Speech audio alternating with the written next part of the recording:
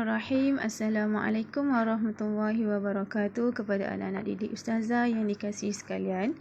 Alhamdulillah, pada hari ini kita akan meneruskan lagi sesi PDPR kita untuk minggu ini di bawah tajuk surah Al-Ma'un ayat yang kelima, insya-Allah.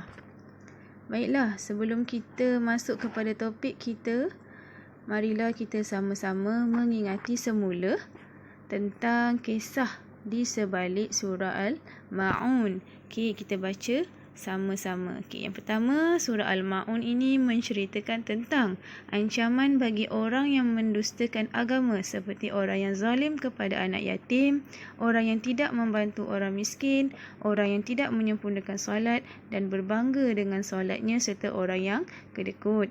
Dan yang kedua, surah Al-Ma'un merupakan surah yang ke-107 di dalam Al-Quran. Yang ketiga, surah Al-Ma'un diturunkan di Mekah. Dan yang terakhir, surah Al-Ma'un mengandungi 7 ayat. Baiklah, Ustazah minta anak-anak sekalian rujuk buku teks pada muka surat 14 dan mari kita baca bersama-sama surah Al-Ma'un secara keseluruhannya daripada ayat 1 sehingga ke ayat yang ke-7, insya-Allah. Bismillahirrahmanirrahim. Ara'aital ladzi yukazzibu bid-din fadzalikal ladzi yad'ul yatim wa la yahuddu 'ala ta'amil miskin fawailul lil musallin allazina hum an salatihim sahun allazina hum yura'un wa yamna'unal ma'un. Sadaqallahul azim. Okey, baiklah anak-anak sekalian. Okey, dekat sini kita tahu surah Al-Ma'un ada 7 ayat. Macam mana kita nak tahu 7 ayat? Kita tengok tanda wakaf yang ada bentuk bunga. Itu ayat yang pertama, seterusnya ayat yang kedua, 3, 4, 5, 6 dan 7. Bermakna bila anak-anak dapat lihat ada 7 tanda bunga ataupun 7 tanda wakaf, bermakna surah Al-Ma'un terdapat 7 ayat.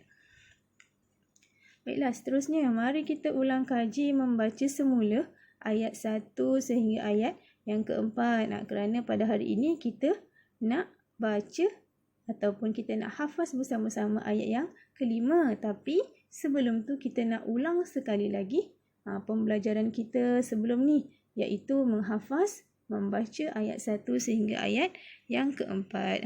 Ingat lagi tak? Mari kita ulang sekali lagi. Kita baca bersama-sama.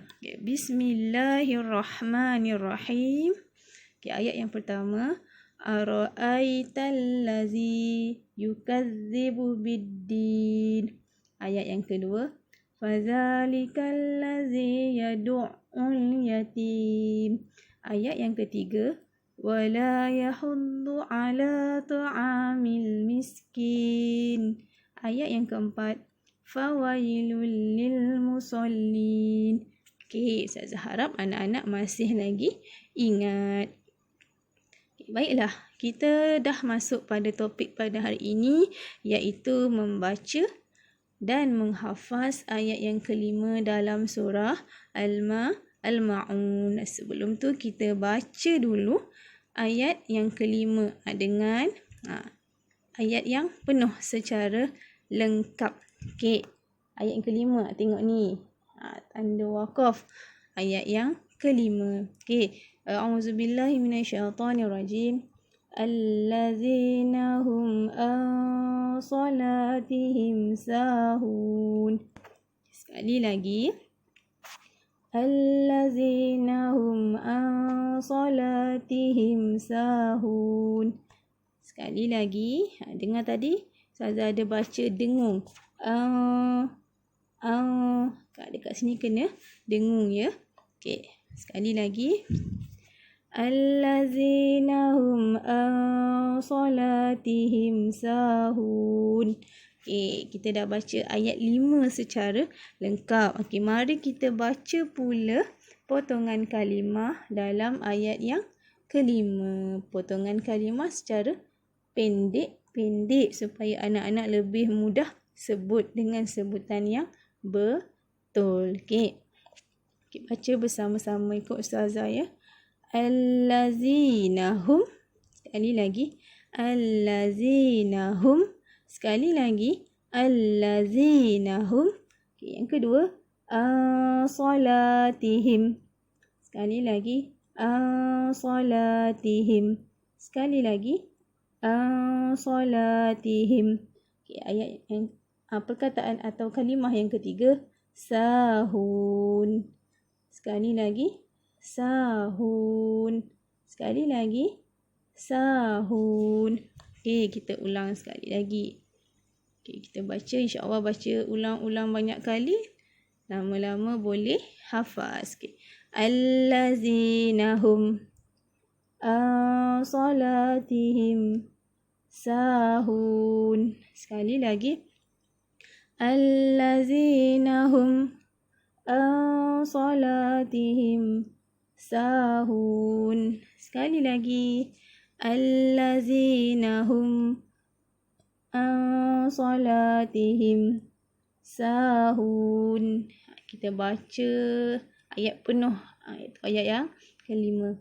Allazina hum salatihim sahun. Sekali lagi. Allazina hum salatihim sahun. Allazina hum salatihim sahun. Okey, baiklah. Ustazah harap anak-anak boleh ikut Ustazah baca dan ulang secara latih tubi di rumah bersama bimbingan keluarga sehingga anak-anak semua boleh hafaz, insya-Allah. Baiklah, dekat sini Ustazah ada sertakan tugasan untuk anak-anak selesaikan. Dekat sini Ustazah ada berikan 2 tugasan. Ingat 2 tugasan. Okey, tugasan yang pertama, Ustazah minta anak-anak kongsikan rakaman suara atau video bacaan kamu dengan kawan-kawan. Okey, ingat.